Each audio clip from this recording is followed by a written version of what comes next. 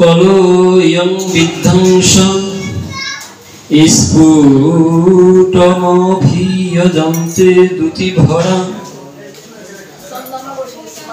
কৃষ্ণাঙ্গং কৃষ্ণমখবেদিভিরুৎ কীর্তনময় উপশ্যঞ্চ প্রাহুর্যমখিল চতুর্থাশ্রমজুষং সদবর্ষিতন্ন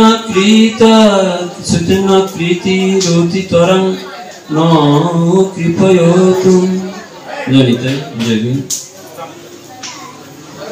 কলির পাবন অবতার শ্রী শ্রীমন মহাপ্রভুর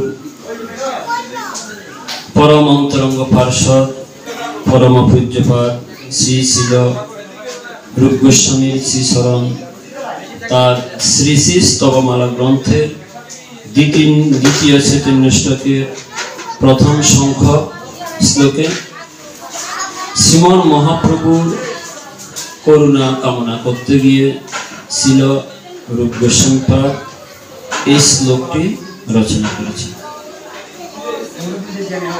আমাদের ভক্তির জগতে যদি একান্ত একনিষ্ঠ পৃষ্ঠ আমরা ভক্তির পথে এগিয়ে চলতে হয়, সর্বপ্রথম আমাদের সৎ গুরুদেবের শরণ আশ্রয় গ্রহণ করতে হবে। যদি আমরা সৎ গুরুদেবের কৃপা আশ্রয় গ্রহণ করি, তখন সৎ গুরুদেবই কৃপা করে আমাকে ভজনের পদ্ধতিটা শিখিয়ে দিবেন। আমাদের যে অষ্টগোস্বামী, তার মধ্যে অন্যতম প্রকাশিত ষড়গোস্বামী শ্রীরূপ শ্রী সনাতন ভট্ট রঘুনাথ, শ্রীজীব গোপাল ভট্ট, দাস রঘুনাথ, এই ষড়গোস্বামীর পদাঙ্ক অনুসরণ ব্যতীত এই কলিযুগে আমাদের পক্ষে বদন করা মোটেই সম্ভব নহে। তো এই ষড়গোস্বামীর মধ্যে অন্যতম ছিলেন রূপ গোস্বামী। সেই রূপ গোস্বামী মহাপ্রভুর একান্ত অন্তরঙ্গ পার্শ্বদ ছিলেন। তো সেই রূপ গোস্বামী মহাপ্রভুর চরণে করুণা প্রার্থনা করতে গিয়ে এই শ্লোকটি বলেছেন যে কলো ইয় বিধ্বংস, এই কলিকালে পরম বিদ্বানগণ,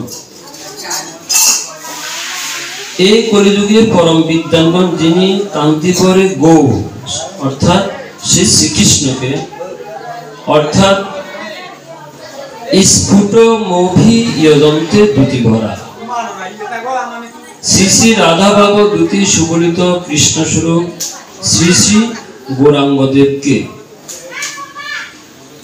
মখবিধি বিরুদ্ধ কীর্তনময় স্ফুটমভিয়জন্তে অর্থাৎ সংকীর্তন বহুল যজ্ঞের দ্বারা প্রকাশ্যভাবে উপাসনা করে থাকে এবং উপাস্যঞ্চ প্রাহু ইয়ম অখিলম চতুর্থাশ্রমে দূষণ। সে বিদ্যানগণ আবার ইয়ম যে চৈতন্যদেবকে চতুর্থ আশ্রম দূষণ, চতুর্থ আশ্রম অর্থাৎ আমাদের যে 4টি আশ্রম আছে, ব্রহ্মচর্য, গারস্থ, বানপ্রস্থ, সন্ন্যাস, সেই চতুর্থ আশ্রমী যে সকল সন্ন্যাসী পরম ভাগবত পরমহংসগণ তাদের উপাস্য বলে থাকেন, সেই শ্রীমন মহাপ্রভুকে সদেবর্ষিতেন কৃতি অতিতরাং ন কৃপয়তু, সেই শ্রী চৈতন্যদেব আমার প্রতি অতিশয় রূপে কৃপা বিতরণ করুন। এই শ্লোকটি অত্যন্ত তাৎপর্যপূর্ণ একটি শ্লোক, কেননা এই শ্লোকের মধ্যে মহাপ্রভুর অনেকগুলো বৈশিষ্ট্যের কথা বলেছে। শ্রীমন মহাপ্রভু যে স্বয়ং ভগবান, তার একটি বৈশিষ্ট্য প্রথমে বললেন যে রাধা বাব দ্যুতি, যিনি রাধা বাবের দ্যুতি অর্থাৎ শ্রীমতী রাধারানীর ভাবকান্তিটাকে তিনি ধারণ করে প্রকাশিত হয়েছেন। এবং সেই চৈতন্যদেব যিনি আমাদের যে 4টি আশ্রম, সেই 4টি আশ্রমের মধ্যে সর্বশ্রেষ্ঠ আশ্রম হলো সন্ন্যাস আশ্রম। সেই সন্ন্যাসীগণ যে শ্রীমন মহাপ্রভুকে বন্দনা করে থাকে, সেই সন্ন্যাসীগণেরও একমাত্র পরম উপাস্য সেই সন্ন্যাসীগণেরও একমাত্র পরম আশ্রয়দাতা সেই শ্রীমন মহাপ্রভু, সেই শ্রীমন মহাপ্রভুর চরণ কমলে আমি প্রার্থনা করি, তিনি যেন কৃপা করে করুণা করে আমাকে তাহার চরণে আশ্রয় প্রদান করেন। তাহলে দেখুন, রূপ গোস্বামী এই শ্লোকটি থেকে আমরা অনেক কিছু শিখতে পারি। আমাদের নববিধা ভক্তির মধ্যে নবম অঙ্গটা কি? নবম অঙ্গটা কি? সর্বস্বাত্ম নিবেদন। শ্রবণম কীর্তনম বিষ্ণু শরণম পাদয় সেবনম অর্চনম বন্দম সৈক্ষম আত্ম নিবেদন।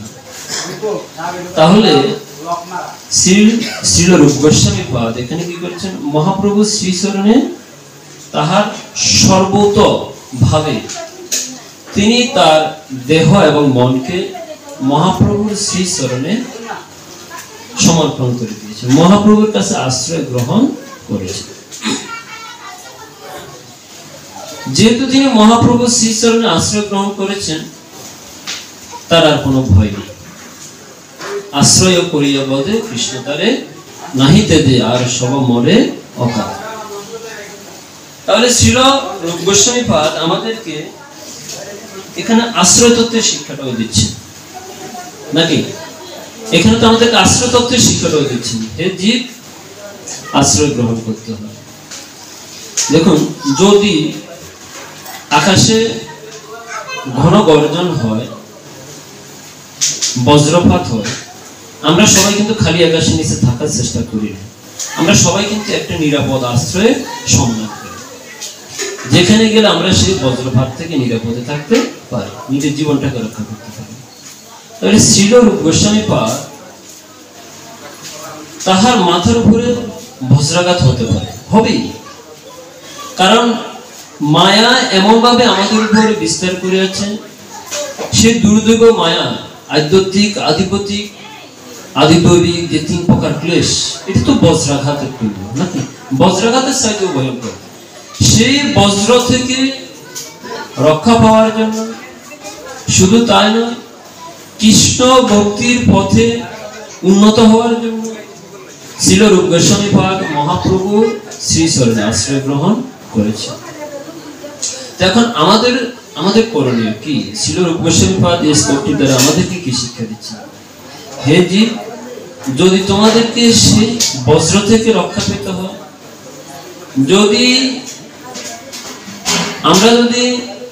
এই জন্ম মৃত্যুর চক্র থেকে রক্ষা পেতে হয়, তাহলে আমাদেরকেও আশ্রয় গ্রহণ করতে হবে। কিন্তু বিষয় হলো, আমরা আশ্রয় নেব কার চরণে? আবার আশ্রয় নিলে শুধু হবে না, যার চরণে সর্বতভাবে আশ্রয় নিয়েছি তার প্রতি তো আমাদের একান্ত একনিষ্ঠতা, ভক্তি এবং বিশ্বাসটা থাকা চাই। কিন্তু দুঃখের বিষয়, আমরা মহাপ্রভুকে ডাকি, মহাপ্রভু বললাম, হে প্রভু, তোমার চরণে শরণ নিলাম, এবার কৃপা করে আমাকে আশ্রয় দাও, তোমার চরণে শরণ নিলাম। কিন্তু কিছুক্ষণ পর আমরা সেটা ভুলে যাই। মহাপ্রভুর চরণে আমরা আশ্রয় নিলাম, আমরা ভুলে যাই। তখন আমরা কি করি? আজকে মনে করুন, এখানে আসলাম, ভাগবত পাঠে জানলাম যে মহাপ্রভুর চরণে আশ্রয় নিতে হবে। যদি মহাপ্রভুর চরণে আশ্রয় নিই, তাহলে আর আমাদের কোনো ভয় নেই, হারানোর কোনো ভয় নেই, আমাদের বিপদের কোনো ভয় নেই। কিন্তু আমরা ঘরে গিয়ে ঠিকই আবার ভুলে যাই, আমরা আবার কারো না কারো কাছে গিয়ে আশ্রয় চাই। আমরা যে মহাপ্রভুর চরণে আশ্রয় নিয়েছি সেটা আমরা ভুলে যাই, তাই না? ভুলে যাই। দেখবেন, আমরা যখন ঘরে যাব, আমাদের মায়েরা তখন গিয়ে লক্ষ্মী দেবীর কাছে আশ্রয় চাই, হে মা, তুমি আমাদেরকে শান্তি দেবে। আমরা মহাপ্রভুর চরণে কিন্তু এখন আশ্রয় নিলাম, হে প্রভু, তুমি ছাড়া আমাদের আর কেউ নেই, তাই তুমি যদি কৃপা করে আমাকে আশ্রয় দাও। এই প্রভুর চরণে শরণ নিলাম, আশ্রয় নিলাম, কিন্তু কিছুক্ষণ পর আবার সব। তাহলে আমরা যার কাছে আশ্রয় চাইলাম, তার উপর আমাদের একনিষ্ঠতা, ভক্তিটা নেই, একনিষ্ঠ বিশ্বাসটা নেই, তাই আজ আমাদের এই দুর্গতি, তাই না? তাই তো আজ আমাদের এই দুর্গতি। আজকের এই মহতী ভাগবত সমাপ্তি উৎসব, আগামীকাল আমাদের নামযজ্ঞ মহোৎসব। এখন শ্রীমন মহাপ্রভু তো আমাদের সম্মুখে নেই, আছে কি? সাক্ষাৎ আছে? এটা আমাদের বিশ্বাস। মহাপ্রভুর সাক্ষাৎ আমাদের, যেমন মনে করেন আমরা কাউকে যখন দেখি তখনই তো সাক্ষাৎ বলি। তো মহাপ্রভু আমাদের নিকট সাক্ষাৎ আছেন, আমরা কিভাবে বুঝবো? কলিকালের নাম রূপে কৃষ্ণ অবতার, মহাপ্রভুর সাক্ষাৎ নাম রূপে আমাদের নিকট উপস্থিত।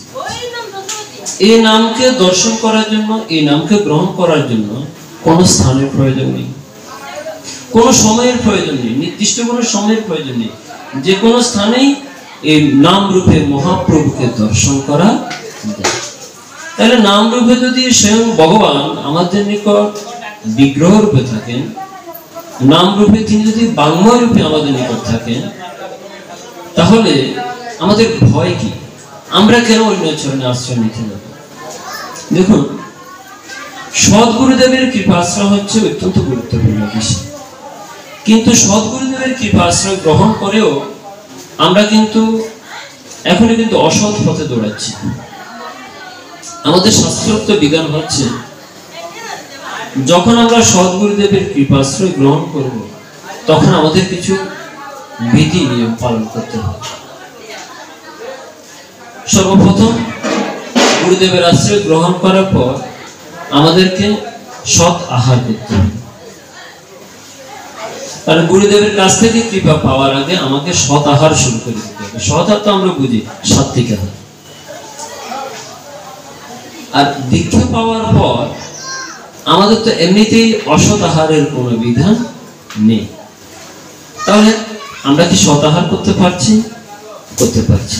তাহলে আমাদের সাত্বিক আহার হচ্ছে না বিধায় আমাদের মনটাও কিন্তু শ্রী গুরুদেবের চরণে একনিষ্ঠ স্থান পাচ্ছে না। আমরা সাক্ষাৎ আমাদের যে গুরুদেব ভগবানের তো বংশধর, তিনি ভগবানের প্রতিনিধি। ভগবানের বংশধর না, গুরুদেব তো সাক্ষাৎ আমাদের যে 4টি সম্প্রদায়, সে 4টি সম্প্রদায় কি? শ্রী ব্রহ্ম, রুদ্র এবং সনক, যে 4টি সম্প্রদায়, সে 4টি সম্প্রদায় তো ভগবানের প্রদর্শিত মত পথ এবং ভগবানের বিশেষ কৃপা ছাড়া তো হতে পারে না। তাহলে যে শ্রী সম্প্রদায় সেটা হচ্ছে লক্ষ্মী দেবী, রুদ্র সম্প্রদায় সেটা হচ্ছে মহাদেব, ব্রহ্ম সম্প্রদায় সে ব্রহ্মা, আর সনক হচ্ছে সনক, সনন্দ, সনাতন, সনত কুমার, আমাদের যে চারিকুল। তাহলে এই সনক, সনন্দ, সনাতন, সনাতন, সনত কুমার এরাও কিন্তু ভগবানের এক প্রকার অবতার।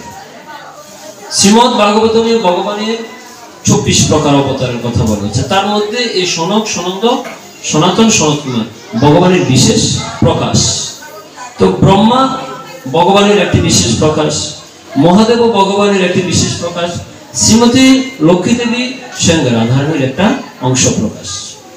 তাহলে এই যে 4টি প্রকাশ, এটা কিন্তু ভগবান থেকে আলাদা কেউ নয়, ভগবানের বিশেষ শক্তির প্রকাশ রূপে তাহারা এই জগতে পরম্পরা ক্রমে আমাদের নিকট সাক্ষাৎ গুরুদেব এসেছে।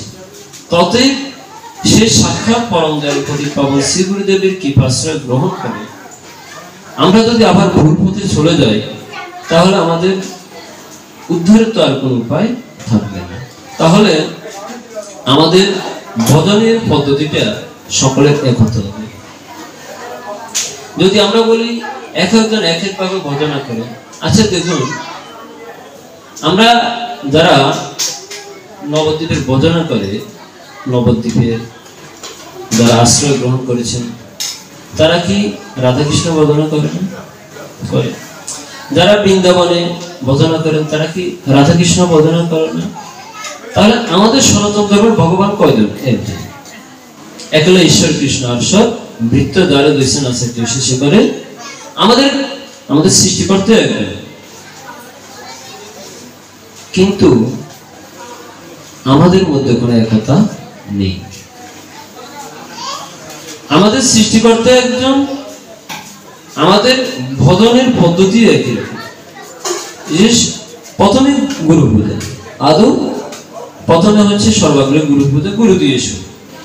যে কোনো মতের অনুসারী হোক, প্রথমে কিন্তু গুরু পূজাটা করে। গুরু পূজা তো করে।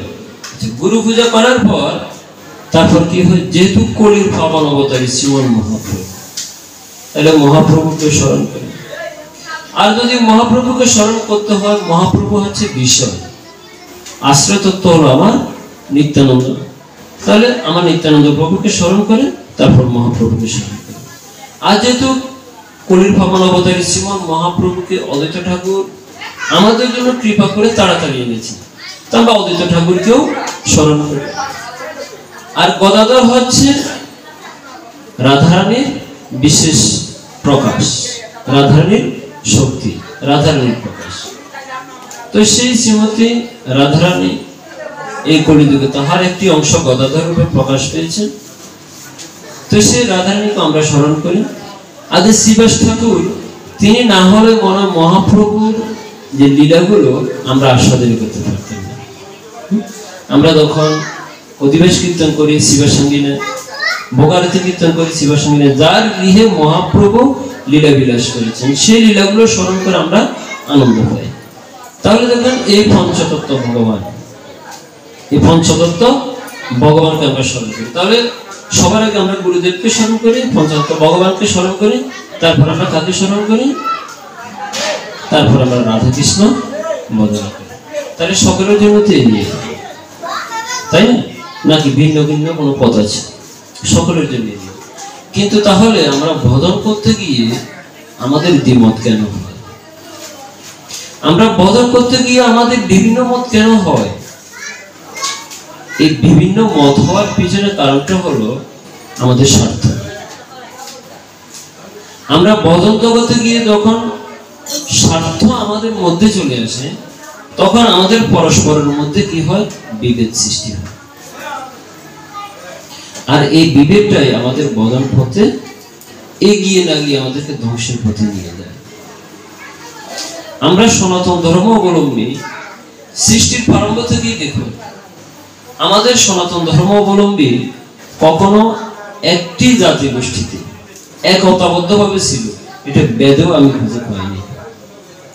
এই কলিযুগে এসে আমরা সবাই এক হব, এই চিন্তাটা অনর্থক, বৃথা সমালোচনা। বৈদিক যুগে যখন বেদ রচনা হয়েছিল তখনও এক এক মুনি এক এক ঋষি এক একভাবে বর্ণনা করেছেন, ভগবানকে স্মরণ করে এক একভাবে জানতে পেরেছেন। দেখা গেল যে এক ঋষি যে জায়গায় বর্ণনা করছেন, আরেক ঋষি তার থেকে আরো হাজার হাজার মাইল দূরে, এক ঋষির সাথে আরেক ঋষির কোনো যোগাযোগে নেই। যে যেমন বর্ণনা করেছেন, যে যেমন ভাবে ভগবানকে জানতে পেরেছেন, তিনি তেমন ভাবেই লীলাগুলো লিপিবদ্ধ করেছেন। তাদের সেই দর্শন করা মন্ত্রগুলোতে বেদের মন্ত্র, তাই না? এই জন্য তো বলা হয় নানা মুনির নানা মত। কেন বলা হয়? কারণ এক এক মুনি এক এক ভাবে ভগবানকে বর্ণনা করে দর্শন করেছে। অনন্ত কৃষ্ণের নাম, অনন্ত মহিমা, নারদাদি ব্যাসদেব তিথি নারী। এর অর্থ হলো ভগবানের লীলা অনন্ত, রূপ অনন্ত, এক একজন এক এক ভাবে ভগবানের রূপটাকে দর্শন করেছে। আর তাই তো একজনের সাথে একজনের মিল। যেমন আমরা পৃথিবীতে এরকম একটা গল্প দেখতে পাই, অন্ধের হাতি দর্শন। সবাই কিন্তু হাতিটাকে দর্শন করছে, মানে দেখছে, চোখে দেখছে না, কিন্তু হাতিটাকে তো তারা উপলব্ধি করছে। এক একজন হাতির এক এক অংশটাকে দেখে এক এক ভাবে বর্ণনা করছে, মূলত সেটা কিন্তু একটা হাতি ছিল, তাই না? তো ঠিক তেমনি এক এক মুনি ভগবানকে বর্ণনা করে এক একটাকে, ভগবানের এক রূপকে এক একজন ভাবে দর্শন করছে। যেমন কেউ ভগবানকে নিরাকার রূপে বর্ণনা করেছে, তিনি ধ্যান করেছেন, তপস্যা করেছেন নিরাকার ব্রহ্ম, তিনি দর্শন করেছেন ওম। ভগবান হচ্ছেন ওম, একটি শব্দ ব্রহ্ম, অক্ষর ব্রহ্ম। তিনি অক্ষর রূপে প্রতিকারিত, তিনি বৃহৎ, নিরাকার, নিষ্কলুষ, বৃহৎ, বৃহত্তর ব্রহ্ম। তিনি শুদ্ধ, এইভাবে তিনি দর্শন করছেন। আরেকজন সাক্ষাৎ ভগবানের হস্তপদ, সহস্র শীর্ষ পুরুষ, সহস্রাক্ষ, সহস্রপাদ, সভূমি সর্বদা বৃত্ত উত্ততিষ্ঠ দশাঙ্গুলম। তার সহস্র বাহু, সহস্র মস্তক, সহস্র মুখ, সহস্র চক্ষু ইত্যাদি বিশাল আকৃতির ভগবানকে দর্শন করছেন। আবার কেউ দর্শন করছেন সাক্ষাৎ মুরলীধর ব্রজেন্দ্র নন্দন শ্রীকৃষ্ণ। কেউ দর্শন করছেন সীতারাম, ভগবানের লীলারই তো শেষ নেই। তাই এক একজন তো এক একভাবে ভজনা করছে। কারো কারো ভজনের ক্ষেত্রে দেখা গেল একান্ত উপাস্য দেবতা শ্রীরামচন্দ্র, কারো উপাস্য দেবতা ভগবান শ্রীকৃষ্ণ। আচ্ছা, রামচন্দ্রের যে লীলা বিলাস, ভগবান শ্রীকৃষ্ণের লীলা বিলাস কি এক? না। রামচন্দ্র যে লীলা বিলাস করেছেন শ্রীকৃষ্ণের লীলা বিলাসের সাথে তার কোনো মিল নেই। দুজনের লীলা বিলাস দুরকম। কেউ যদি রামচন্দ্রের ভজনা করে রামের ভক্ত হয়, কেউ যদি কৃষ্ণের ভক্ত হয়, দুজনের ভজনের পদ্ধতি কি এক হবে? দুজনের আস্বাদন কি একই রকম হবে? একই রকম। এই জন্য আমাদের সনাতন ধর্মটা হচ্ছে একটা বৈচিত্র্যময় ধর্ম। পৃথিবীর মধ্যে যদি কোনো ধর্ম থাকে, একটা বৈচিত্র্যময় ধর্ম হলো আমাদের সনাতন ধর্ম। দেখবেন একজনের সাথে একজনের কোনো মিলবে না, আসলে কারোর সাথে কারো মিলে না। কেন? আমরা যদি এটা বলি, হ্যাঁ আমাদের গুরুদেবরা আসেন, এই গুরুদেব বলেন এভাবে, ওই গুরুদেব বলেন এভাবে, আসলে বাবা যদি সকলেরই একই রকম হয়, এক তরকারি ভালো লাগবে না, প্রতিদিন ভালো লাগবে না। এটা নির্দিষ্ট লিমিটের মধ্যে নয়, বদনটা হবে আনলিমিটেড। সবকিছু বৈচিত্র্যময়। বদনের ক্ষেত্রে সবকিছু নব থেকে নবতর হবে, নতুন থেকে নতুনতর হবে। তাই বদনের ক্ষেত্রে সকলে যদি একই রকম কথা হয় তাহলে সেটা ভালো লাগবে না। তাই এক একজনের ক্ষেত্রে বদন এক এক রকম। দেখবেন এক বাবা যদি বোগারতি একরকম আস্বাদন করে, আরেকজন যদি আরেক অঞ্চল থেকে আসে বোগারতি আস্বাদন করলে এখানে পদগুলো ঠিকই, কিন্তু আস্বাদনের ক্ষেত্রে দেখা যায় একটু ব্যতিক্রমতা আছে। অর্থাৎ উনি যেভাবে আস্বাদন করছেন উনি কিন্তু আরেকটু ভাবে অন্যরকম ভাবে আস্বাদন করছেন মহাপ্রভু। অথচ একই মহাপ্রভু শিবার সঙ্গী নাই, কিন্তু একই মহাপ্রভু শিবার সঙ্গী নাই, মহাপ্রভু একজন শিবার একজন, একই আঙ্গিনায় একইভাবে ভোজন করেছেন, লীলা করেছেন, কিন্তু আস্বাদনটা ব্যক্তি বিশেষে ভিন্ন ভিন্ন হয়। কেমন? যেমন মনে করুন, যদি আমরা জলকে একটি বালতিতে রাখি, জলের আকৃতিটা হবে বালতির মতো। যদি আমরা একটি ছোট জগের মধ্যে রাখি, জলের আকৃতিটা হবে জগের মতো। যদি আমরা বিশাল সমুদ্রের মধ্যে রাখি, বিশাল আয়তাকার, তাহলে পাত্র যেমন ধারণ করবে তেমন। তাহলে আমি আমার হৃদয় পাত্রটাকে কতটুকু বিশাল করতে পেরেছি, মহাপ্রভুর লীলাটাকে আমি সেরকম বিশালভাবে আস্বাদন করতে। আমার পাত্রটা যদি ক্ষুদ্র হয়, আমার আস্বাদনও হবে ক্ষুদ্র। আমি যদি ক্ষুদ্র আস্বাদন করি, আমি তো বৃহৎ আস্বাদনের সেই সুখটা লাভ করতে পারবো। তাই এক এক জনের ভজন এক এক রকম। দেখবেন বৃন্দাবন থেকে যদি কোনো বাবা দিয়ে আসে, তিনি যদি বোগারতি আস্বাদন করেন, দেখবেন সেখানে বোগারতির বৈচিত্র্যতা কত বেশি। নবদ্বীপ থেকে যদি একজন গুরু মহাত্মা আসেন, উনি বোগারতি আস্বাদন করেন, দেখবেন একটি পদ সেটা বর্ণনা করতে করতে 1 ঘন্টাও চলে গিয়েছে, আর আমরা 1 ঘন্টার মধ্যে 10-12 বোগারতি দিয়ে শেষ করে ফেলি। আমাদের এত আস্বাদনীয় নেই, অর্থাৎ আমাদের পাত্রটা ক্ষুদ্র, ধারণ ক্ষমতা কম, আস্বাদনের ক্ষমতাটা কম। আর তাদের আস্বাদনের ক্ষমতাটা বেশি, তাদের হৃদয় পাত্রটা বিশাল। তাই আমাদের সনাতন ধর্ম বৈচিত্র্যময়। এই বৈচিত্র্যময় ধর্ম পাওয়াটা অত্যন্ত স্বীকৃতির বিষয়, সামর্থ্যের বিষয়। আমরা এমন ধর্মে জন্মগ্রহণ করতে পেরেছি, এটা আমার গর্ববোধ করা উচিত। যে এখানে আমি আমার এই হৃদয় মন প্রাণকে বিশাল থেকে বিশালতর করে আমি বদনা করার মতো এখানে সুযোগ আছে। এখানে আমার উপর কোনো প্রকার ধর্ম ছাপিয়ে দেওয়া হয় না, আমার উপর নির্দিষ্ট রুল জারি করে দেওয়া হয় নাই, এর বাইরে কোনো কিছু করা যাবে না। তাই তো এই বিশালতা, ধর্মের বিশালতা সমগ্র বিশ্বব্যাপী ছড়িয়ে পড়েছে। কারো না কারো মাধ্যমে মহাপ্রভু আজ সমগ্র বিশ্বে সে ধর্মের বাণী ছড়িয়ে দিয়েছে। কিন্তু দুর্ভাগ্যের বিষয়, এই বিশাল ধর্মটাকে পেয়ে আমরা এই বিশাল ধর্মের মধ্যে কিছু কুসংস্কার প্রবেশ করিয়ে দিয়ে আমরা নিজেরা তো ধর্মটাকে তো যথাযথ পালন করছি, নিজেরা ধ্বংস করতে যাচ্ছি। যেমন যদি প্রশ্ন করা হয়, আমাদের আত্মা কয়টি? বলুন তো, মাতা দিরা বলুন তো, আত্মা কয়টি? বাবা দিরা বলুন আত্মা কয়টি? 2টি। আবার কেউ কেউ বলে আত্মা হচ্ছে 5টি। বলে না এরকম? যারা বলে আত্মা পাঁচটি তারাও ব্যাখ্যা দিচ্ছে। একটা হচ্ছে ভূতাত্মা বা জীবাত্মা, আত্মা পরমাত্মা, আত্মারাম, আত্মা রামেশ্বর, পাঁচটি আত্মার ব্যাখ্যা দিচ্ছে। যে পাঁচটি আত্মা কি আসলে শাস্ত্রে আদৌ কোথাও আছে? পাঁচটি আত্মা কি শাস্ত্রে কোথাও আছে? শ্রীমদ্ ভাগবতের দুটি আত্মার কথা বলা হচ্ছে, একটি হচ্ছে জীবাত্মা আর একটা হচ্ছে পরমাত্মা। মূলত আত্মারাম, আত্মারামেশ্বর বলে কোনো আত্মা নেই। তাহলে এটা এটা এই জ্ঞানটা কাদের? এই জ্ঞানটা হচ্ছে যারা দেহ সাধনা করে, যারা দেহের সাধনা করে, এই আত্মার সাধনা করে না, পরমাত্মার সাধনা করে। পার্থক্য আছে। যারা দেহের সাধনা করে তারা হলো তান্ত্রিক, মানে তন্ত্র বিশ্বাস করে, তারা তান্ত্রিক। যেমন আপনারা দেখবেন ভারতে সে তন্ত্রের সাধনা হয় কোথায়? কামরূপ কামাখ্যাতে তন্ত্রের সাধনা। এরা কি সনাতন ধর্ম অবলম্বী? যদি আমরা বলি বাবা এরা তো সনাতন ধর্ম না। মহাপ্রভু 13টা সম্প্রদায় বলেছেন, আউল বাউল কত্তাবদা নেয়া দরবেশ সাই সহদিয়া সুতিবে কি স্মার্ত জাত গোসাই অতিবারী সুরাদারি গোরাঙ্গ নাগরী তোতা কহে এই 13 সঙ্গ নাহি করি। এই 13টা সম্প্রদায় আমাদের সনাতন ধর্মের বাহিরে, তারা কিন্তু আমাদের সনাতন ধর্মের মধ্যে অন্তর্ভুক্ত হয়ে তারা সনাতন ধর্মের রূপ তারা ধারণ করে ধর্ম প্রচার করছে, ধর্মটাকে দাদন করছে। আসলে তারা সনাতন ধর্ম অবলম্বী নয়। এই বিষয়ে বিজ্ঞানের অর্থাৎ আমাদের শাস্ত্রে যথেষ্ট রেফারেন্স আছে। যারা বাউল কীর্তন করে এরা সনাতন ধর্ম অবলম্বী নয়। দেখবেন এরা হিন্দুদের মতো, সনাতন ধর্ম অবলম্বীদের মতো ডাকডোল বাজিয়ে মহাপ্রভুর বদনাম করে। এই বাউল সম্প্রদায়।